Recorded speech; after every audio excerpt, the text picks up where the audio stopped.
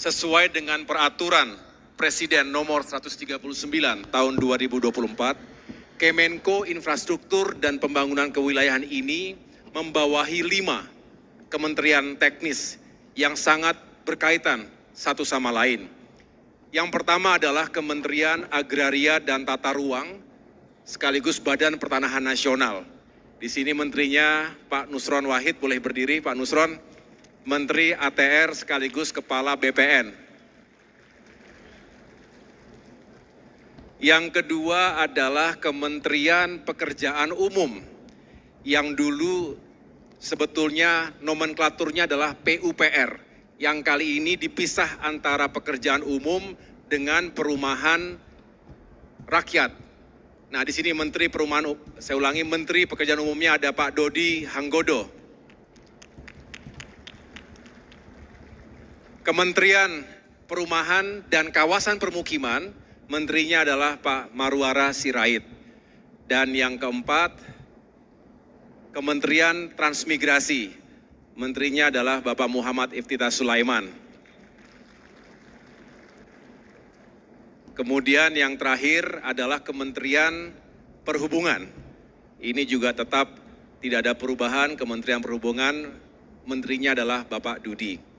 Bapak Ibu yang saya muliakan, dengan dibentuknya Kemenko ini, maka pembangunan infrastruktur yang berbasiskan kewilayahan, utamanya kita membangun dari desa, dan tidak ada yang ditinggalkan, artinya tidak hanya kota, tapi juga desa. Bukan hanya Jawa, tapi seluruh wilayah Indonesia. Ini diharapkan bisa fokus membantu terciptanya swasembada pangan, swasembada energi, air, termasuk juga program hilirisasi, digitalisasi, termasuk program makan bergizi gratis. Ini semua menjadi program-program unggulan Bapak Presiden Prabowo. Dengan demikian, pembangunan infrastruktur bukan hanya menjadi engine of growth, bukan hanya menjadi mesin penggerak ekonomi, tapi juga akan mendorong transformasi sosial dan juga sumber daya manusia. Tadi Pak Menko PMK, Pak Pratik sudah menyampaikan secara jelas apa saja aspek-aspek pembangunan manusia.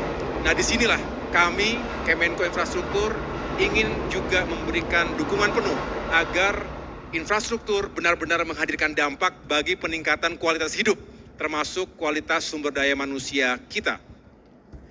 Building infrastructure for all, artinya tidak ada yang boleh ditinggalkan dalam pembangunan ini. Sesuai dengan visi misi Bapak Presiden Prabowo Subianto dan juga Bapak Gibran Rakabuming Raka, tertuang dalam dokumen Astacita, utamanya Astacita nomor 2, 3, 4, 5, dan 6, ditekankan bahwa agenda pembangunan infrastruktur harus mendorong pencapaian pertumbuhan ekonomi 8% yang adil dan merata, dan tentunya ini melalui pembangunan infrastruktur dan kewilayahan yang mendorong kualitas hidup sumber daya manusia, seperti yang saya sampaikan tadi, mewujudkan sumber daya pangan, energi, dan air, serta yang tidak boleh dilupakan sebagai warga dunia yang bertanggung jawab, kita ingin juga menyukseskan Sustainable Development Goals, SDGs, dan juga komitmen kita untuk mencapai net zero emission di tahun 2060. Dengan infrastruktur yang tepat guna, kita berharap akan terjadi percepatan konektivitas antar daerah. Ini akan mengurangi cost of logistics. Biaya logistik dari satu daerah ke daerah yang lain masih cukup tinggi, terutama ke wilayah timur Indonesia.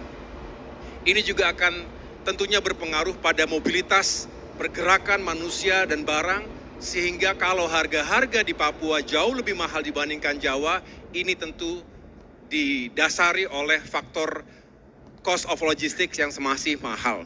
Dengan demikian, sekali lagi kita harus memperbaiki konektivitas.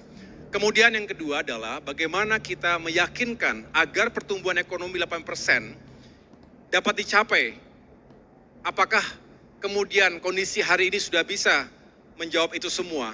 Ataukah infrastruktur masih harus diperkuat, diperluas, dan disempurnakan? Tentu ada ruang perbaikan yang harus kita isi. Oleh karena itu, saya ingin menyampaikan dalam kesempatan yang baik ini kepada Bapak Ibu yang saya hormati, bahwa kita lakukan studi, selalu dihadapkan, atau sering sekali kita dihadapkan pada trilema. Saya ulangi, trilema atau paradigma pembangunan infrastruktur yang mencakup aspek strategis dan juga aspek teknis. Trilema yang pertama terkait dengan aspek strategis, itu kita selalu dihadapkan dengan faktor capacity, utilization, dan juga sustainability. Atau kapasitas, utilitas, dan juga keberlanjutannya. Seringkali, tadi Pak Presiden juga menyampaikan, ada proyek-proyek infrastruktur yang dibangun atas dasar keinginan untuk memenuhi kebutuhan ekonomi, termasuk juga karena kapasitas infrastruktur yang sudah ada itu tidak lagi bisa diperluas. Padahal kebutuhannya lebih banyak. Dan oleh karena itu harus dibangun di tempat yang baru. Nah, tetapi seringkali mungkin perencanaannya tidak terintegrasi dengan baik, kurang matang, terutama dalam menjawab aspek konektivitas. Oleh karena itu tidak sedikit pembangunan infrastruktur yang sebetulnya bisa menjawab sisi kapasitas, tetapi tidak bisa menjawab dari sisi utilitas dan juga keberlanjutan. Akibatnya biaya yang cukup mahal itu bisa dikatakan tidak optimal dan tidak atau kurang berpengaruh secara signifikan pada pertumbuhan ekonomi dan kesejahteraan masyarakat. Tadi disampaikan ada sejumlah bandara, misalnya Kertajati, kemudian juga pelabuhan, dan lokasi-lokasi lain yang seringkali kita pertanyakan optimalisasinya. Kemudian, Bapak Ibu yang saya banggakan, tentu kita juga memahami bahwa pembangunan infrastruktur ini tidak bisa seketika, tidak ada pembangunan Roro Jonggrang. Pasti ada proses dari perencanaan, pelaksanaan hingga evaluasinya. Ini membutuhkan waktu. Oleh karena itu, mari kita mencari keseimbangan antara ketiga aspek tadi. Dengan demikian, kita berharap infrastruktur benar-benar tepat sasaran, efisien, dan sekali lagi rakyatlah yang mendapatkan manfaat yang paling utama. Selanjutnya, trilema kedua. Trilema kedua ini terkait dengan aspek teknis. Seringkali kita juga dihadapkan pada pilihan antara cost, time, dan juga quality. Artinya apakah biaya ini sesuai dengan kualitas yang diharapkan. Seringkali kita ingin cepat dan murah. Artinya kita harus berkompromi dengan waktu, dengan timeline-nya. Jika mau cepat, saya ulangi, jika mau murah dan berkualitas, maka waktu pengerjaannya lebih lama. Dan jika ingin cepat dan berkualitas, pasti anggaran atau biayanya juga lebih besar. Untuk menghadapi kedua trilema tadi, kita harus membangun pemikiran strategis yang juga kuat dan saling terhubung satu sama lain. Tema besarnya adalah kita meningkatkan konektivitas ekonomi, juga sosial, berorientasi pada kesejahteraan seluruh rakyat Indonesia. Segala sesuatunya harus dipertimbangkan dengan matang dan berimbang. Bapak Ibu sekalian, sumber pendanaan pembangunan infrastruktur berasal dari uang rakyat. Oleh karena itu tidaklah berlebihan jika Bapak Presiden tadi menekankan jangan sampai ada kebocoran. Kita harus mempertanggungjawabkan setiap rupiah untuk digunakan sebaik mungkin dan sekali lagi kita pertanggungjawabkan kepada rakyat kita. Oleh karena itu Bapak Ibu, dengan Kemenko baru ini saya ingin turun langsung mengorkestrasi segala upaya pembangunan infrastruktur yang melibatkan 5 kementerian teknis di tingkat pusat, tapi juga dengan seluruh elemen dan stakeholders lainnya, termasuk pemerintah-pemerintah daerah dan jajaran Forkopimda. Saya izin untuk menjadi bagian utuh dari itu semua, sehingga kalau nanti saya juga akan cukup sering datang ke lapangan, ingin meyakinkan bahwa semua bisa bekerja sesuai dengan dengan tujuan yang baik dan juga dalam koridor yang benar. Bapak Ibu sekalian, kami melibatkan, meminta bantuan dari BPKP dan jajaran BPK, aparat penegak hukum untuk juga terus memberikan pengawasan dan juga memberikan masukan-masukan yang diperlukan agar kita semakin transparan dan akuntabel. Seringkali kita dihadapkan dengan masalah-masalah seperti itu di lapangan.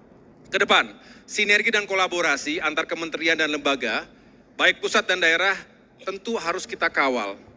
Dan koordinasi antara pemerintah pusat dan daerah ini juga harus terus diterjemahkan dengan baik. Saya ingin memberikan contoh. Upaya pemerintah pusat untuk membangun bendungan, ternyata seringkali juga tidak dilanjutkan dengan pembangunan irigasi yang memadai. Primer, sekunder, tersier. Nah, ini semua menjadi tanggung jawab kita semuanya untuk bisa membawa manfaat yang utama bagi sektor pertanian misalnya. Kita harus runtuhkan tembok-tembok atau ego sektoral yang seringkali menghambat kita semua. Kita harus berkolaborasi.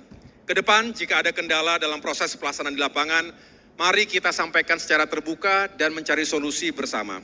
Bapak Ibu yang saya muliakan, secara operasional, sesuai dengan arahan Bapak Presiden, beberapa proyek infrastruktur utama yang akan kita bangun dan juga akan kita lanjutkan sebagai berikut. Yang pertama adalah Ibu Kota Nusantara. Jadi banyak yang bertanya bagaimana kelanjutan IKN. Tentu Bapak Presiden ingin melanjutkan pembangunan IKN, utamanya sebagai pusat pemerintahan, sehingga kita fokus menuntaskan fasilitas dan sarana untuk eksekutif, juga legislatif dan yudikatif. Yang kedua, kita ingin mengatasi ancaman banjir dan penurunan permukaan tanah, land subsidence yang terjadi di pantai utara Jakarta. Kami sudah meninjau langsung lokasi yang dimaksud, ada suatu daerah yang bahkan penurunan permukaan tanahnya itu sampai dengan 10 cm setiap tahun. Ini berbahaya. Tanggul sudah dibangun 4,8 meter, tetapi kita harus terus meyakinkan agar ke depan masyarakat kita, termasuk para nelayan, ini aman dan selamat. National Capital Integrated Coastal Development, NCICD, ini juga akan terus kita berdayakan, dan mudah-mudahan apa yang divisikan oleh Bapak Presiden, dibangunnya Giant Seawall, diawali dari Jakarta dan juga nanti ke arah pantai utara Pulau Jawa, ini bisa kita jalankan dengan baik. Yang ketiga, pembangunan infrastruktur yang berorientasi pada kesejahteraan rakyat melalui program-program yang mendukung ketahanan pangan, energi, dan air. Ini juga tentunya tidak terlepas dari yang disampaikan oleh Bapak Menko PMK tadi. Kita ingin membantu memperbaiki dan membangun sekolah-sekolah, baik tingkat dasar, menengah maupun tinggi, agar semakin berkualitas anak-anak dan generasi penerus kita. Yang lain-lain juga akan menjadi bagian dari koordinasi di lapangan. Sedangkan, izinkan saya menyampaikan secara singkat, ada sejumlah program quick wins, baik bagi Kementerian ATR BPN, Kementerian PU, Kementerian PKP, Transmigrasi maupun Perhubungan. Untuk ATR BPN, nanti Pak Menteri bisa menjelaskan lebih lanjut, kita ingin menghadirkan one map policy, kebijakan satu peta, lalu kebijakan satu tata ruang, single spatial planning policy. Ini untuk mencegah terjadinya overlapping regulations dan juga bisa membingungkan kita semua dalam menata ruang dan melakukan pembangunan. 100 hari ke depan, kita juga ingin melakukan evaluasi terhadap pemberian perpanjangan HGU dan lain sebagainya. Kemudian Kementerian Pekerjaan Umum, ada beberapa quick wins, diantaranya kita ingin menuntaskan beberapa proyek bendungan, kemudian juga penyerahan 2.100 rumah bagi ex-pejuang Timor Timur, dan yang lain-lain termasuk food estate yang akan terus dibangun dan dikembangkan di berbagai daerah. Selebihnya peresmian objek-objek di IKN juga akan dilanjutkan. Untuk Kementerian Perumahan dan Kawasan Permukiman, kita akan terus melakukan berbagai upaya untuk meyakinkan program unggulan pembangunan 3 juta rumah di seluruh Indonesia ini bisa dilakukan. Tentu berurusan dengan lahan, berurusan dengan harga material, dan juga berurusan dengan koordinasi di lapangan. Dan yang keempat, Kementerian Transmigrasi, kita juga akan fokus pada revitalisasi daerah-daerah transmigrasi yang ada di Indonesia. Dan yang terakhir, untuk Kementerian Perhubungan, kita ingin memperkuat beberapa bandara, kemudian juga terminal dan regulasi-regulasi yang bisa mempermudah masyarakat dalam transportasi di darat, laut maupun udara. Demikian Bapak Ibu sekalian yang dapat saya sampaikan. Terima kasih atas perhatiannya, mohon dukungannya, dan marilah kita bersinergi dan berkolaborasi.